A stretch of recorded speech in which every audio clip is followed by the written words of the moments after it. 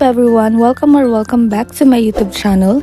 And if you're new here, don't forget to click the subscribe button and hit the notification bell para naman ma-notify ka if meron tayong bagong release na video.